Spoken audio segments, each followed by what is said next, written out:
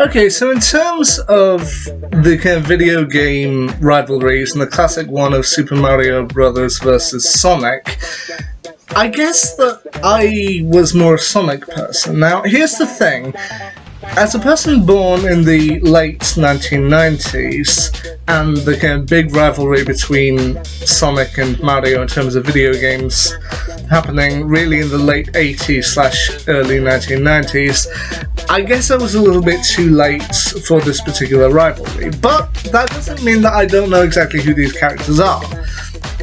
And the only reason I would maybe say I was a little bit more oriented towards Sonic was because one of the games I remember I had for a while for the PS2 was Sonic Mega Collection Plus, which was essentially a combination of recreations of various Sonic games, i.e. Sonic 1 through 3, Sonic and Knuckles, Sonic Spinball, Sonic 3D Flicky's Island, and Dr. Robotnik's Mean Bean Machine, stuff like that.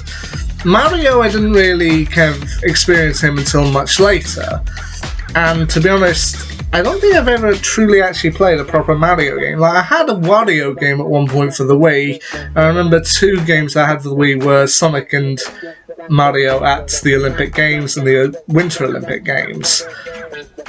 So, I can honestly say I've never actually played a Mario game proper. That doesn't mean to say I don't know who the character is. I mean, living in 2023 with pop culture as heavy as it is, it's fairly easy to pick up who these characters are. There's Mario, Luigi, they're plumbers, and they have to come in to save Princess Peach from the evil dinosaur creature Bowser. That's fairly easy to understand.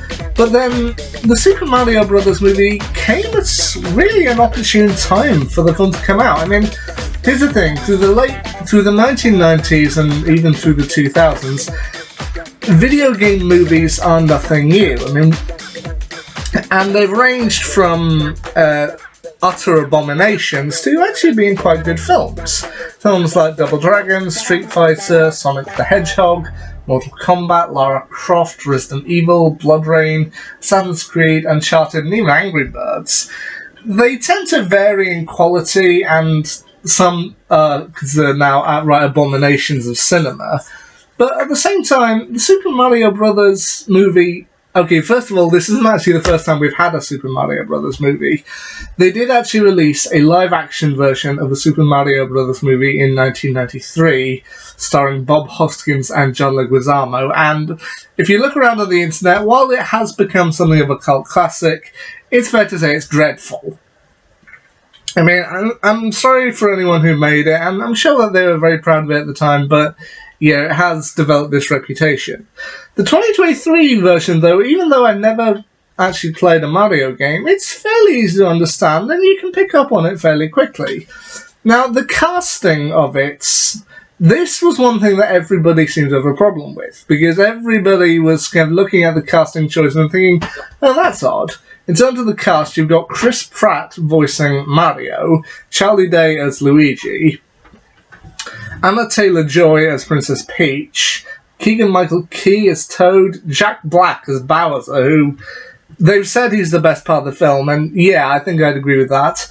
There's also Seth Rogen as Donkey Kong, Fred Armisen as Cranky Kong, Sebastian Maniscalco as Spike, and Kevin Michael Richardson as Kamek. I think the big problem everybody had casting-wise with this particular film was Chris Pratt as Mario, because it just seemed like, okay, you're just doing this because it's Chris Pratt and he's the big thing right now. And Charles Martinet, who did the original Mario voice, is in the film, but he plays Mario's father and also another character whom they encounter in Brooklyn. And honestly, I don't have a problem with Chris Pratt as Mario, because while Charles Martinet does a really good job with his Mario voice, I think if we had to listen to his voice throughout the entire film, I think it probably would get a little annoying after a while. But from what people said, kind of Chris Pratt, they just thought he was an odd choice. I didn't think he was all that bad. I actually thought he was pretty good in the film. He kind of towed the line between the Italian type and the Brooklyn type, and I felt he did well enough. Now, the story, like with a Mario game, it's never going to be Shakespeare, but to be honest, I thought it was pretty good, pretty easy to follow.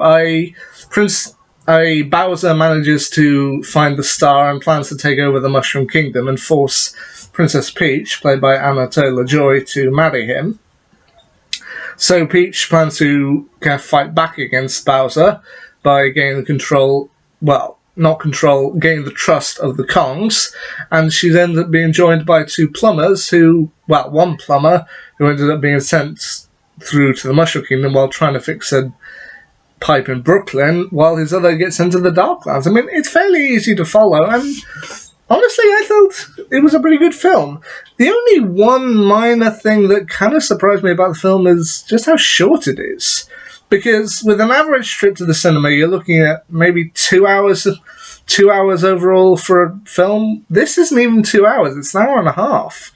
And I will admit, maybe kids who go and watch this film would find it difficult to sit still for 2 hours, but there were points when I was just left thinking, I mean, they could have pulled out a little bit longer. But aside from that, Super Mario Brothers movie is just a ton of fun, and it's got a load of callbacks to classic Mario games. Not only Mario itself, but also Donkey Kong and Mario Kart, to which everyone's seeing the trailers and seeing Rainbow Road, and it's a fun scene of the film. And I do think the climax could have probably been stretched out a little more, but I don't know, that's just me.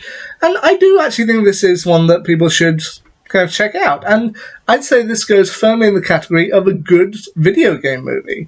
The same as we expected Sonic to crash and burn, and that turned out pretty good, I'd say Super Mario movie does the very same.